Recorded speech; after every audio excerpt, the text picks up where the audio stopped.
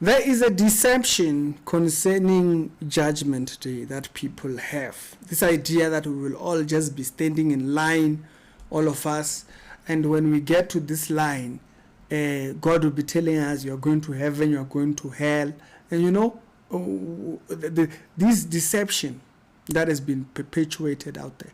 And it's based off of the things that they believe, either about salvation or what they believe about the period in which those judgments are being spoken about. But what I want to show you is that there isn't a judgment day. That's a lie. But it allows them to pen whatever, to flip whatever they're flipping out there. Now, you guys know something about me. I do not just speak without verses. So I speak out of what the Bible actually shows. So this idea of a judgment day where we are all there, we are standing in line, waiting for our time to find out if we will make it into heaven and whatnot, it's a lie. There isn't a judgment day. There is judgment days. There's different days of judgments. I want you to take the rest of these December holidays that are coming up to study this thing. It's a long study, it takes a while, but trust me, it will benefit you after. I will tell you the terms to use when you are searching around online, and you can go out there before you run around asking people, even in Islam. Open the verse here. The Quran's chapter 2, verse number 62. It speaks about indeed Christians and Jews and truly believers of Allah and their last day. When you see that particular term or phrase, it's the idea of a judgment day. A judgment day. And indeed, anyone who denies Allah, his angels and his books and his messengers, imagine including God and angels, as if you have to believe in God and the angel. Why do I have to be? It's just a weird thing. But anyways, and then he says, so if you do not believe in his angels, his books, his messengers, and the last day, you are truly astray. So this idea of believing in judgment day or in a judgment day, it's actually an Islamic teaching. It's nothing to do with Christianity. It's an Islamic teaching. We are there and we are just being thrown into heaven or hell or just being tossed around. I want to show you that thing is a lie. And where do we get it? So first of all, the first verse that I want to show you, 1 Corinthians chapter number 4. He says, my conscience is clear, but that does not vindicate me. The Lord is the one who judges me. Now, what is he talking about? I'm doing this in pure motive, but God knows it. So I'm not going to tell you I'm doing it with a pure motive. No, God will be able to judge that my motive is clear. You can't say that unless you know what you are saying. Therefore, judge nothing before an appointed time. Wait until the Lord comes. Now, don't rush to thinking he's saying, no, you can't make any judgment. Wait, pause, read the rest of it. Wait until the Lord comes. He will bring, so he will not leave you without being able to judge a situation. He will bring to light what is hidden and will expose the motives of people's hearts. That's the issue. That's exactly what Paul opened verse number 4 by saying, I have a clear conscience, but God will judge me. Paul tells you there is a judgment where God will judge motives of people. He says, at that time, each will receive praise. Hypo. I thought we are either being tossed to hell or heaven. Paul says, no, there is a day when we get praises. Okay. So the idea of a day of the judgment where you might either make it, you might not make it. It's a deception by the devil. It's a deception, and you hear all these people with revelations, they all talk about a judgment day. Bunch of deceivers. Yeah, the angels will come and claim you, the demons will come and claim you because you are wearing their property. Deceivers. Mouths of Satan. Go tell them I said that. We don't even attend the same judgment day, my friend. Right there, you've just destroyed their whole argument. We do not attend the same judgment day. There is a judgment for believers. You can see up at the top, what does he title it? Servants of Christ. This is a judgment of believers. Their motives will be brought out. Did you do the things that you did for praises, or did you do them because out of a pure heart you love people? This is why you wanted to. And you will either get your praises or you will not get your praises. Interesting. So now, you see, now we are starting to. Now, there is a verse that actually, there's a chapter that actually clarifies what Paul is talking about when he talks about this judgment day where we get our praises here. And it's the previous chapter, because remember we were reading what? 1 Corinthians chapter number, that was 1 Corinthians chapter number 4. If you go to 1 Corinthians chapter number 3, so the previous chapter, it says, by the grace of God given unto me, I have laid the foundation, and someone built the else will build upon it. But each one should build with care. When we are working on ourselves, we are healing from our traumas, and we are healing from the places where we were hurt, and we are coming with the right motives of asking what we ask, saying what we say. We grow the right motives, and we build carefully.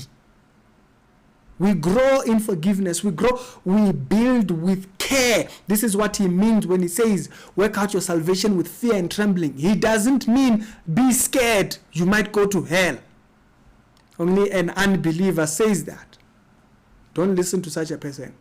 What he means is that we are building our work before God as we heal in areas which can hinder us. This is what he means when he says work out your salvation with fear and trembling. He means this here.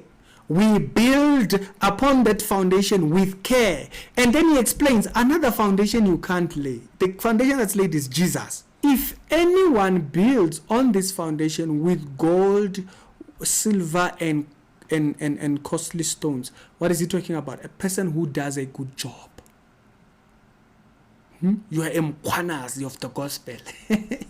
Not these people who think that they are saved because they have works. You have not built on Christ, you've built on your works. You have problems. You might be saved, but you have problems when you stand before him. You have nothing to be rewarded for. Why? All the good that you did it because you thought it gets you in. I pity you. So you are not building with good materials. Your foundation is wobbled. So good works, we build it upon believing correctly. He says, someone else builds with wood, hay, and stubble, cheap materials. This person has their works cannot be spoken of before God. He says their works will be shown for what it is. Now, do you see what you are saying in chapter number 4? That the heart of man will be revealed. Right there, God says it. And then he says, because the day, notice, not this day of judgment as we are there with unbelievers. No, he says the day will bring it to light. This is the day when the judgment of Christians is set forward. He says it will be revealed with fire. Okay, what does the fire test? The verse tells you. And the fire will test the quality of every man's work. It's not the person that's tested, it's the work. So there are people who are out here sending people to hell because they have terrible works. No. Read the verse. Read the verse. The verse is very clear. He tests the motives and the clarity, the purity of what kind of a work was this that this person put forward. He tests the quality of the work.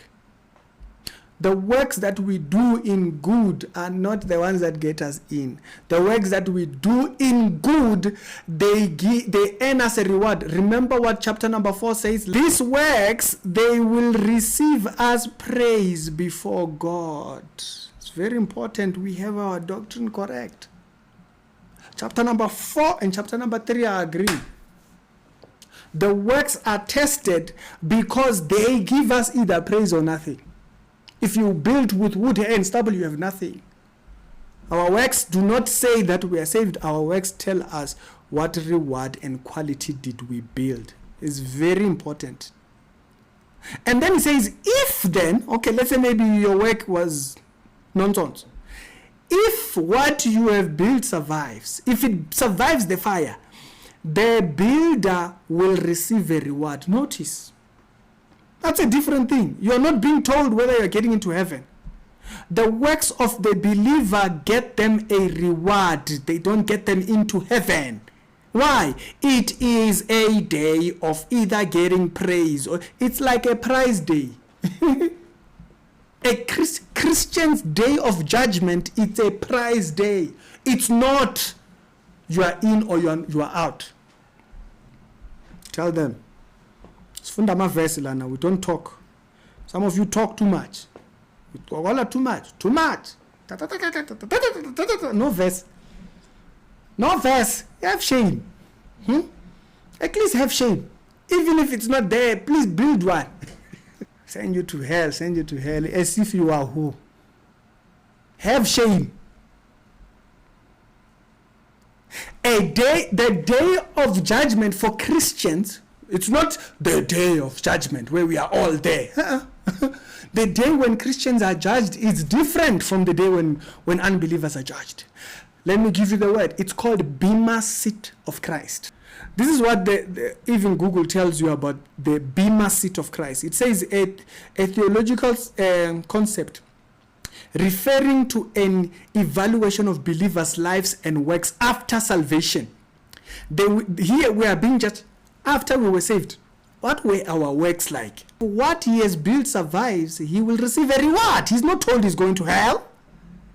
And if it is burned, if his works, remember this is about works, if his works are burned, the receiver will suffer loss, no reward.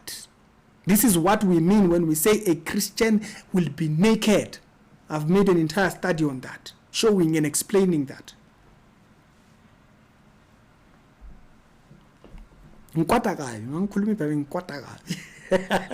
If it is burnt up, the builder will suffer loss, but he will be saved. Do you see why questioning a believer's salvation is a very dangerous game?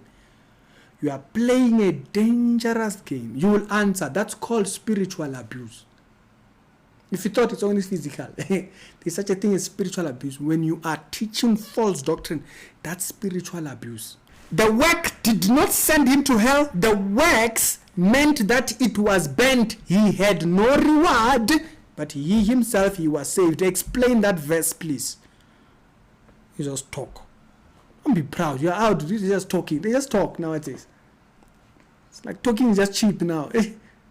Maybe data must be more expensive. So that's a different judgment day. It's a judgment day that's called the bema seat of Christ. The bema seat of Christ, as I showed you, even Google tells you what it is. It is a judgment day for believers. That's the deception. They don't tell you. Because now, if we are all combined into one place of judgment, it feels like there is this whole thing of you are going to hell, you are going to hell. No. The Bible says we have passed from death unto life. So do you see? This is why they believe you can lose salvation. What? Because their version of judgment is that we are all in the same line. That's why they teach. You see, what they believe about salvation determines what they believe about judgment day. There isn't a judgment day. Christians have their judgment day. It's called the bema seat of Christ. The bema seat of Christ, it's a judgment day where Christ rewards his believers. It's a day where Christ awards the believers. If you have terrible works, you are a terrible person, don't think you'll get away with it. You'll pay.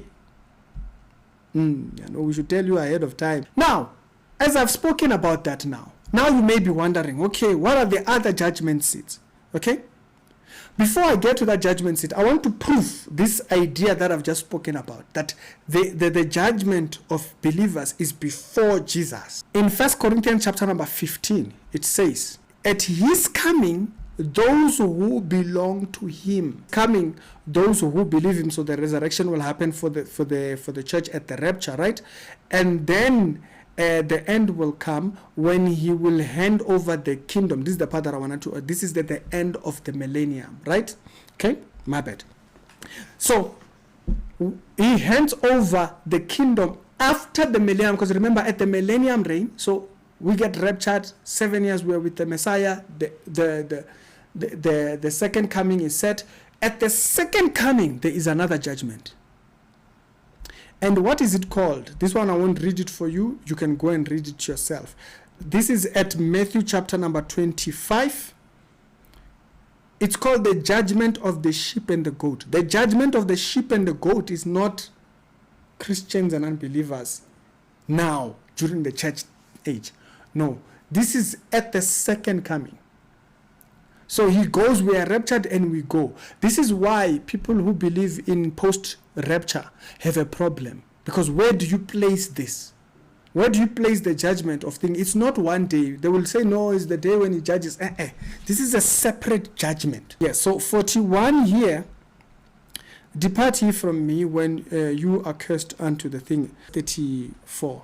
He says, then the king says unto those on his right, come, who are blessed of my Father, take your inheritance, the kingdom prepared for you since the creation of the world. For I was hungry and you thingy, and then these were people who were saved, basically, and they had the right treatment of others' woes and struggles. So these people enter into the kingdom physically, the millennium kingdom physically. Now, this did explain a lot of verses for me, but it took me a very long time. Like I said, I'll explain it on a different video. So right there, you see a different judgment. Yeah, it's a literal judgment. Those who were living in the tribulation, sent straight. Those who survive, let me say, those who survive it, when he comes, they are actually thinking. Now, the last judgment, what does it say? Revelation chapter number 20, verse 11 to 15. The judgment of the dead. Christians are not here. Christians are not here. Christians are not here. It's the judgment of the dead. The judgment of the dead is called what? And I saw a great white throne. That's what it's called. The great white throne judgment. The great white throne judgment is a judgment. Even if I search it here, that's why it's called the judgment of the dead. It's not by mistake. And he says, and he saw him who sat on it. Because now remember, Christ has handed over the kingdom. So now, because now we were living with Christ for 1,000 years. Now he's judging those who are not believers who died. They are resurrected to face their judgment. And this is what it says. And I saw the dead, small and great, standing before the throne. These are not believers. It's a different day. The books were opened. Not TV screens. So all these people who are busy seeing TV screens in heaven, CCTV cameras, what are you talking about? The books were opened. And the books were opened, which is the book of life. The dead were judged according to what they had done. This is why you're going to hell. Why their works were done outside of Christ. So their forgiveness could not be accounted for. Their forgiveness could not be accounted for. Pastor Lani, it's very important we have this in clarity, or we clear these things. The judgment of the dead, everyone who is at this judgment is going to hell. Everyone who is at this judgment. He said the books were opened and another one was opened. Notice what it says, and each person was judged. Each one of them. There is no one who's escaping. Each one of them was judged according to what he has done. Basically, what he's saying, I know it's very easy to read that and say, yeah, but everyone was judged. Like everyone were gonna. No, that's not what it's meaning. Is that the idea of being judged here is that judgment. You understand? This is a punishment. Unlike the day of Christians, it's a day of either being awarded or not. Here, it's a different thing. They are judged. It means something. It says, and then death and Hades were thrown into hell, and the lake of fire is the second death, and anyone whose name was not found in the book was thrown into the fire. Now, this is the thing. They use this verse a lot of times to say, you see, we'll be there, and if your name is not found in the book, you will go to hell. Yeah, that's for everyone here. Everyone who is at the great white throne judgment is going to hell. This is the deception. You have to understand. This is so important. It's so important. When you hear all these things that people like Enigma say, it's not a mistake that he sees everyone either be going to hell, hell and heaven. Yeah, because it's not the real one. It's not the biblical one. Christians and unbelievers are not at the same judgment throne. We are at different judgment thrones. There isn't a judgment day. There is judgment days. They teach what they teach because what they teach is unbiblical. They continue believing what they believe. They keep telling you that you are subject to going to hell. They keep telling you to doubt that you are saved. If you don't repent enough, what is enough? Just keep repenting. They can never assure you that you are saved. No, they must keep you doubting. Keep you on your toes, Baba. It's a message of the devil. It's the Rick's Reality Show with daily Christian commentary videos. Other episodes done today, they'll be down in the comments. That is a study done, and I hope that benefited you. Now, there are people who will want to be busy arguing. There's no point. This is something that I've studied for a very long time. For me, it's a made-up thing. There's no verse you can bring up. So there's no point. Maybe you want to argue with people in the comments and stuff like that. For me, I say each person must go study it themselves. Go research. Go ask on YouTube, what is the Great White Throne? What is the difference? Go Google it. You can even open the pictures. They will tell you the difference. They put charts. There's charts that will actually show you and tell you this is not a made-up thing. There's a difference in these judgments. They will answer all those things. You can go and study all those verses and stuff like that.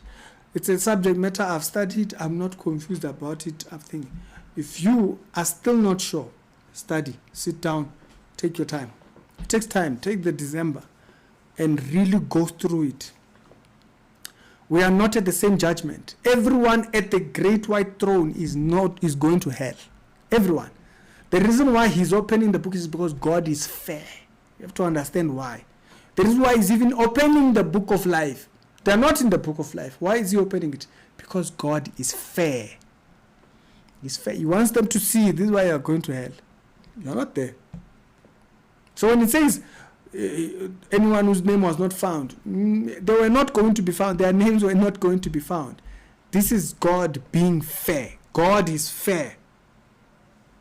He's showing them you are not there. We are not at the same judgment day. This is why people keep being told all this nonsense. It's because people have believed lies. There's a lot of lies out there. It's easy to be touting this idea of, people are going to heaven, hell, on judgment day you will. We're not at the same judgment, brother. Something's wrong with your version of judgment. As a believer, there's a separation in life. My judge is Christ. I'm answerable to him who is the groom over the bride. It's Ricky, I'm done.